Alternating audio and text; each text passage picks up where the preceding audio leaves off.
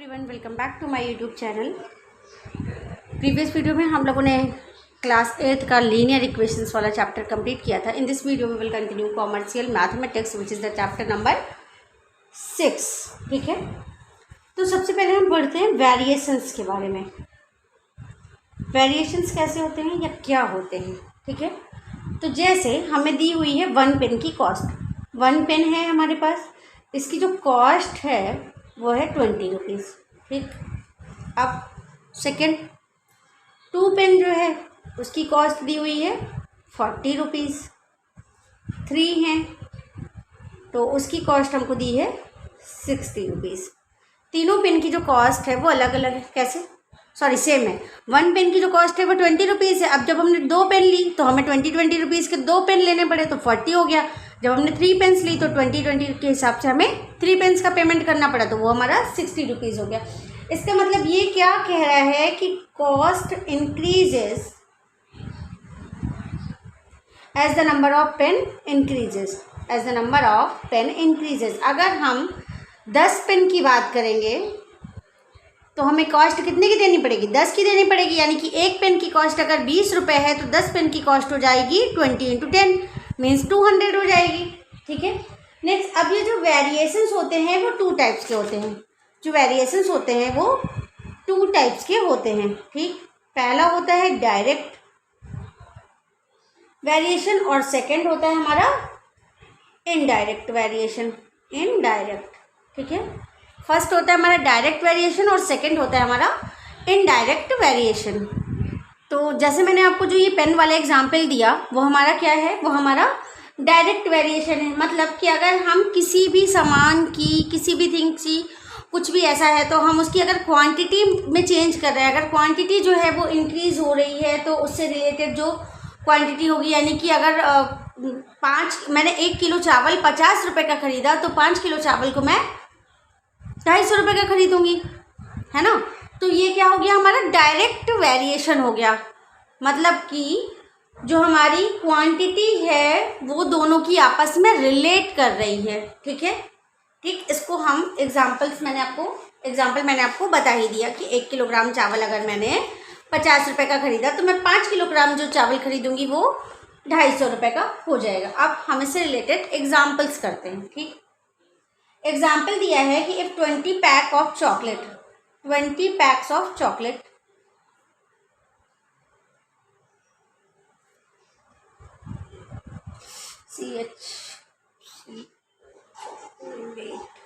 Chocolate, ठीक है, उसकी कॉस्ट जो दी हुई है वो 800 रुपीज़ है। तो what will be the cost of 30 packet? अब हमें 30 पैकेट्स की फाइंड करनी है। हमें 30 पैकेट्स की फाइंड करनी है तो क्या करेंगे? हम पहले 30 पैकेट्स की फाइंड करने के लिए हम इसको एक तरीके से और कर सकते हैं। मैं आपको यहाँ पे दिखाती हूँ, x और y। ठीक है, 20 की जो कॉस्ट है वो 800 है और 30 की जो कॉस्ट है वो हमें फाइंड करनी है। ठीक, ये हमें फाइंड करना है। ठीक है, ये इसका इजी तरीका है सॉल्व करने का। हालांकि इन दोनों तरीके से हम कर सकते हैं। मीन्स स्टेटमेंट लिख के भी कर सकते हैं और इजीली भी कर सकते हैं। ठीक, अब हम इसको सॉल्व करते हैं तो 20/30 इज इक्वल टू 800/y1। अब क्या हो जाएगा? इसको क्रॉस मल्टीप्लाई करा देंगे तो 20y1 is equal to 800 multiply 30 हो जाएगा। ठीक है, तो y1 इज इक्वल टू क्या हो जाएगा? 800 मल्टीप्लाई 30 और ये जो 20 यहाँ पे मल्टीप्लाई में था ये अपॉन में चला जाएगा। कट कर दिया हमने, 2 4 × 8 0 0। कितना आ गया हमारा? 1200 रुपीज़ आंसर हो गया। मीन्स अगर हमारी जो 20 पैकेट्स हैं चॉकलेट्स की वो 800 रुपीज़ की हैं तो जो 30 पैकेट्स होंगी कितने की होंगी? वो 1200 रुपीज़ की होंगी। ठीक है, इसको हमने यहाँ पे इस तरीके से सॉल्व किया। अब अगर हम यहाँ पे करते तो हम यहाँ पे कैसे करते? 800/20 मल्टीप्लाई 30। ठीक है, तो यहाँ पे भी यही काम करते, कट जाता सीधे सीधे 400 और 4 3 से 1200 आंसर हो जाता। इसको यहाँ पे लिख दो सेकेंड मेथड, इसको लिख दो फर्स्ट मेथड। ठीक है, एक मेथड हमारा ये भी है कि हम स्टेटमेंट से लिखते हैं और दूसरा मेथड हमारा ये है। नेक्स्ट एग्जांपल करते हैं, एग्जांपल नंबर 2। अ कारपेंटर मेक्स 24 टेबल, मैं पूरा स्टेटमेंट नहीं लिख रही हूँ, 24 टेबल इन 6 डेज। जो 24 टेबल है वो 6 डेज में बना के देता है। How many days will be taken by the carpenter to make 28 tables. अब क्या कर रहा है वो, उसको यहाँ पे टेबल जो है वो फाइंड करनी है, नहीं सॉरी, टेबल्स जो है उसको दिया है 28।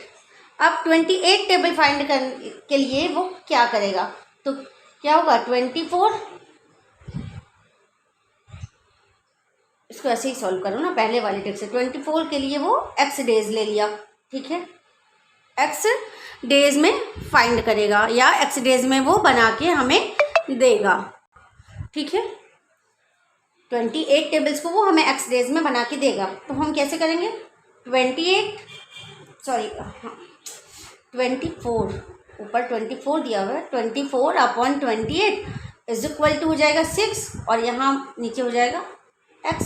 इन दोनों को क्रॉस मल्टीप्लाई करा देते हैं। 24x is equal to 28 multiply 6, x is equal to हो जाएगा 28 अब मल्टीप्लाई 6 अपॉन 24। 6 4 जा 24 और 4 7 जा 20x। x is equal to आ जाएगा हमारा 7। ठीक है, x इज इक्वल टू हमारा 7 आ जाएगा और यही होगा 7 डेज। ठीक, नेक्स्ट अब हम लोग चलते हैं एक्सरसाइज पे। आई होप कि आपको ये चैप्टर समझ में आया होगा। इसमें बहुत ज़्यादा कुछ तो नहीं था समझाने के लिए कि, लेकिन हाँ जो स्टेटमेंट्स लिखने पड़ते हैं या उसको सॉल्व करने का तरीका कि आपको किससे कहाँ पे क्या मल्टीप्लाई करना है, वो थोड़ा सा सोचने का टॉपिक होता है, बाकी तो कुछ भी नहीं। ठीक है, बहुत सारे लोगों को यहाँ पे कन्फ्यूज़न हो जाता है कि इससे इसको मल्टीप्लाई करना है, इससे इसको मल्टीप्लाई करना है, तो इसीलिए मैंने आपको ये जो सेकंड मेथड बताया था वो भी अच्छा था। जो सेकंड मेथड है वो थोड़ा सा इजी है फर्स्ट के अकॉर्डिंग। अब हम लोग चलते हैं एक्सरसाइज 1 पे।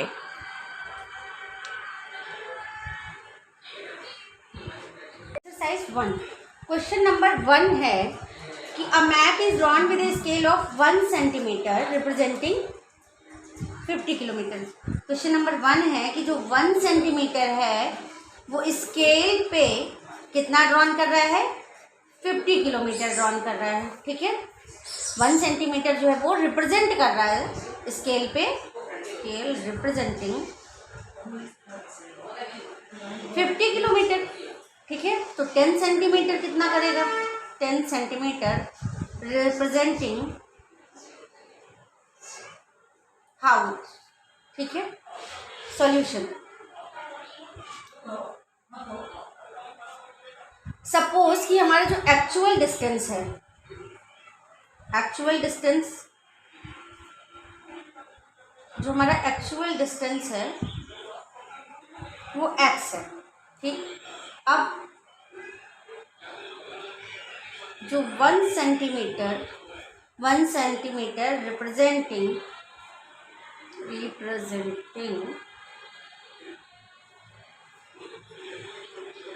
Distance 50 kilometre,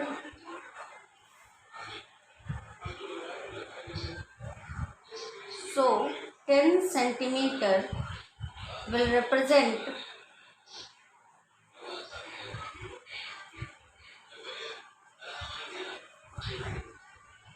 50 multiply 10, 50 multiply 10 is equal to 500।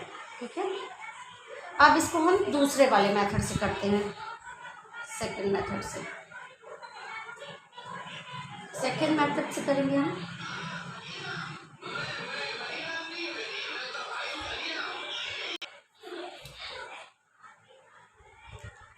ठीक है, दूसरे वाले मेथड से हम करते हैं, ये हमारा x है, ये हमारा y है। ठीक, ये हमारा सेंटीमीटर वाला पार्ट और ये हमारा किलोमीटर।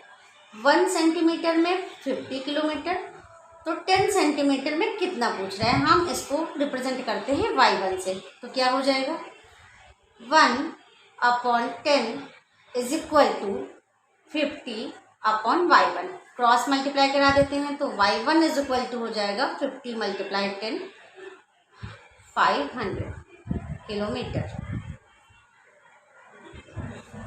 आई होप कि आपको ये क्वेश्चन समझ आया होगा। ठीक है, नेक्स्ट चलते हैं हम लोग क्वेश्चन नंबर 2 पे। क्वेश्चन नंबर 2 है कि the distance between Delhi and Kolkata is 15 kilometre. Distance between Delhi and Kolkata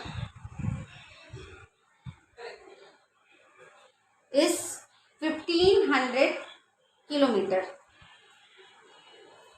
और इसके लिए दिल्ली टू कोलकाता का जो फेयर हमको लग रहा है, ट्रेन का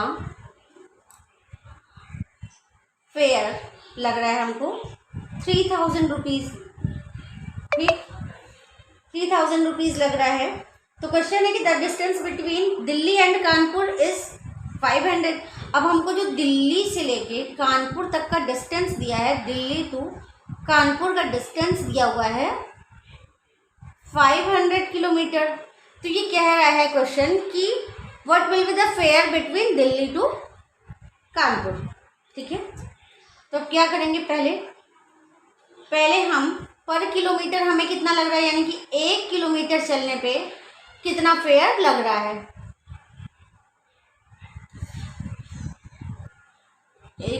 हाँ 3000 अपॉन 1500 हो जाएगा। ठीक है, पर 2 किलोमीटर पे हमको चार्ज देना पड़ रहा है, पर 2 किलोमीटर पे हमको चार्ज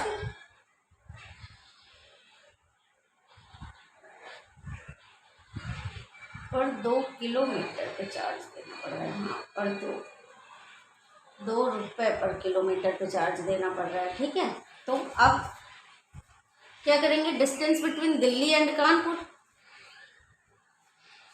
देखो ये 3000 अपॉन 1500, 3000 हमारा फेयर है और 1500 से हमको निकालना है कि कितने किलोमीटर है, तो 1500 से ये 2 आ जाएगा यहाँ पे। ठीक है,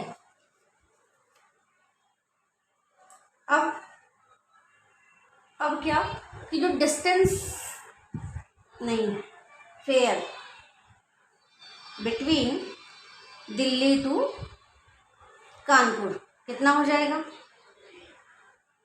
fair between Delhi to Kanpur, हमको जो डिस्टेंस दिया था यहाँ पे दिल्ली से कानपुर का वो 500 रुपीज़ था, और जो हमने यहाँ पे निकाला है 1 किलोमीटर के हिसाब से वो हमारा है 2। तो अब 500 को 2 से मल्टीप्लाई करेंगे तो आ जाएगा हमारा फेयर 1000, 500 टू ज़ा 2, 1000 रुपीज़, यही हमारा आंसर हो जाएगा। ठीक, नेक्स्ट हम लोग चलते हैं क्वेश्चन नंबर 3 पे। क्वेश्चन नंबर 3 है कि राजधानी express travels at speed of 150 kilometre per hour. राजधानी एक्सप्रेस जो है, राजधानी express travels at speed of 150, travels at speed of 150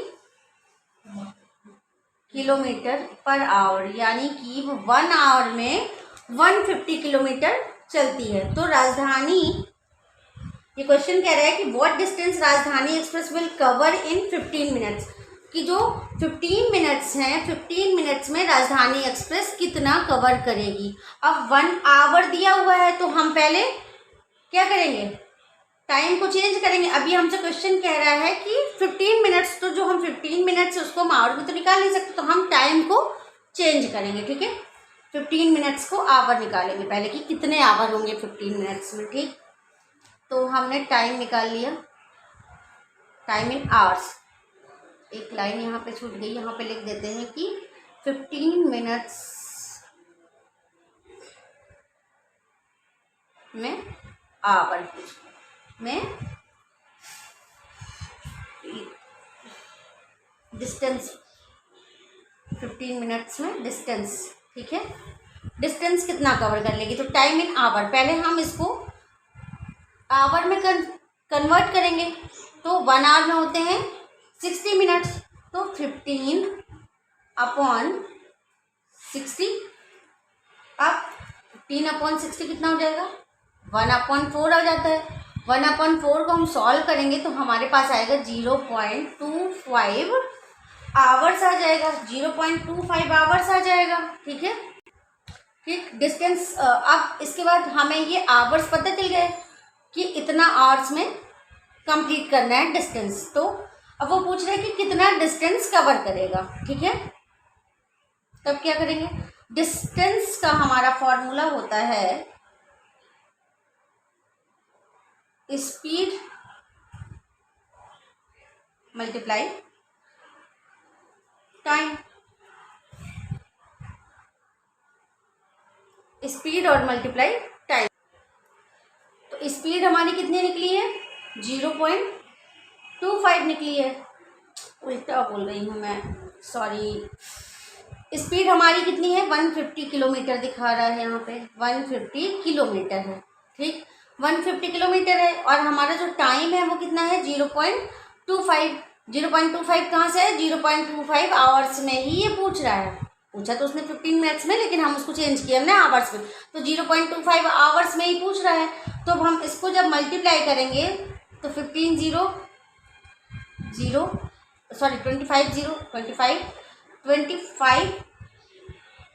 5 जब 125 5 आ जाएगा, यहाँ पे 12 बचेगा, 25 1 जा 25 और उसमें 12 ऐड करेंगे तो 37.5 किलोमीटर, ठीक। क्वेश्चन नंबर 4, क्वेश्चन नंबर 4 है कि अ कार ट्रेवल्स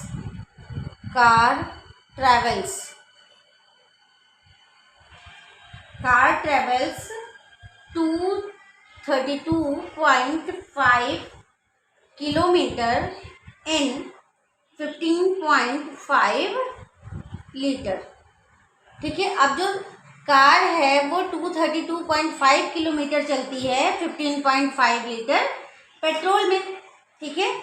तो क्वेश्चन है कि how much distance will it cover in 25.2 litre, ठीक है।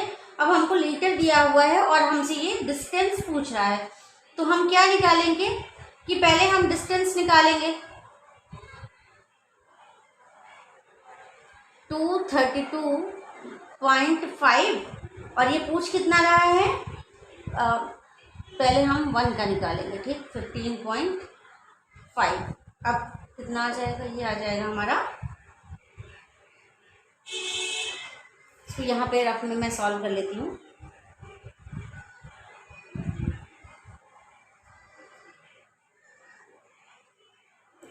ठीक है, ये आ रहा है हमारा 15, ठीक है।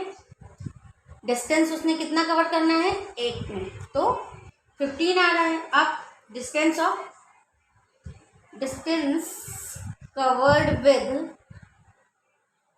पेट्रोल पूछ रहा है, तो पेट्रोल कितना दिया हुआ है हमको, विद पेट्रोल हमको दिया हुआ है 25.2 दिया हुआ है, ठीक। अब इसमें वो डिस्टेंस पूछ रहा है कि अगर कार जो है वो 232.5 में इतना लीटर कवर कर रही है तो इतने लीटर में वो कितना कवर करेगी किलोमीटर, ठीक। तो क्या करेंगे, यहाँ पे हमारा क्या आया डिस्टेंस का 15 आया, तब तो 15 डिस्टेंस ऑफ, नहीं यहाँ कुछ मतलब 15 मल्टीप्लाई 25.2 कितना आ जाएगा, ये 0.837, ये आ जाएगा हमारा 378 किलोमीटर डिस्टेंस कवर करेगी, अगर 15.5 लीटर उसके पास पेट्रोल है तो वो 232.5 कवर करेगी, और अगर 25.2 लीटर पेट्रोल है तो वो 378 किलोमीटर डिस्टेंस कवर करेगी। तो मैंने यहाँ पे एक लाइन नहीं लिखी है, यानी कि एक स्टेटमेंट नहीं लिखा है, तो यहाँ पे भी लिखा है कि डिस्टेंस कवर्ड विद पेट्रोल। तो इतना पेट्रोल हमको दिया हुआ है तो 15 में मल्टीप्लाई कर देंगे, ये तो 15 आया है यहाँ पे, ठीक है। नेक्स्ट आते हैं हम लोग क्वेश्चन नंबर 5। ये इस वीडियो का लास्ट क्वेश्चन है, इसके बाद के वीडियोस, इसके बाद के जो क्वेश्चन है वो नेक्स्ट वीडियोस में मैं कंप्लीट कराऊंगी, ठीक है। क्वेश्चन हमको दिया है कि if x is directly proportional to y, f जो है वो डायरेक्टली प्रोपोर्शनल है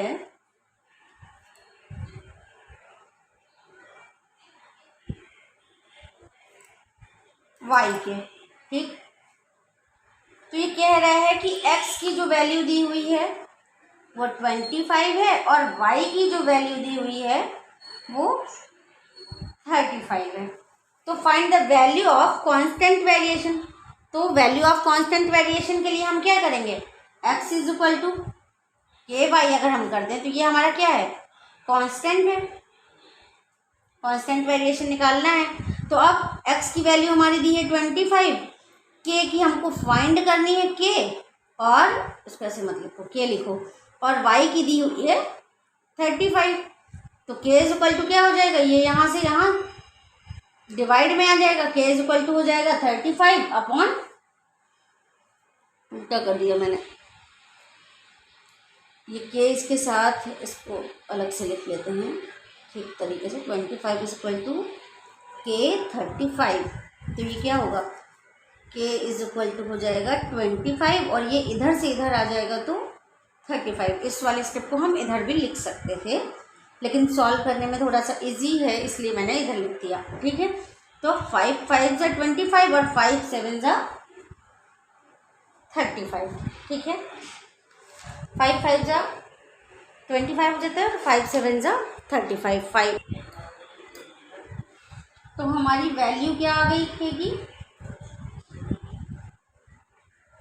वैल्यू आ गई 5/7 आई। k इज इक्वल टू आया है हमारा भी 5/7।